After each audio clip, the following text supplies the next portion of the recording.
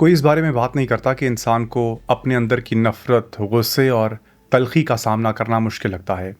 ये एहसासात भारी होते हैं, तकलीफ़देह होते हैं और इंसान का ज़हन एक आसान रास्ता ढूँढता है। वो एक दुश्मन तख्लीक कर लेता है, फिर एक पूरी कहानी बनती है। दुनिया की सारी बुराई उस दुश्मन में है, दुनिया की सारी अच्छाई मेरे अंदर है, मेरे गिरोह में है। इसलिए उसके ख़िलाफ़ हर किस्म की नफ़रत, तज़हीक या जुल्म जायज़ है। ये कहानी इंसान को अखलाकी बरतरी का नशा देती है। वो खुद को सच्चाई का सिपाही समझने लगता है, मगर हकीकत में वो सिर्फ अपने गुस्से को इंसाफ का नाम देकर जायज़ बना रहा होता है। और ये बात सिर्फ सियासत तक महदूद नहीं, यही चीज़ कौम परस्ती में होती है, यही चीज़ नज़रियात में होती है, यही चीज़ कभी कभी अपने करीब तरीन रिश्तों में भी होती है।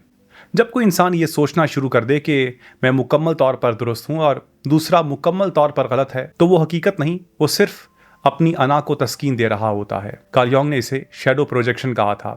वो हिस्सा जो हमें अपने अंदर कबूल नहीं होता, हम उसे दूसरों में देखने लगते हैं। असल बहादुरी ये नहीं कि आपने दुश्मन को पहचाना, असल बहादुरी ये है कि आपने अपने अंदर के दुश्मन को पहचाना।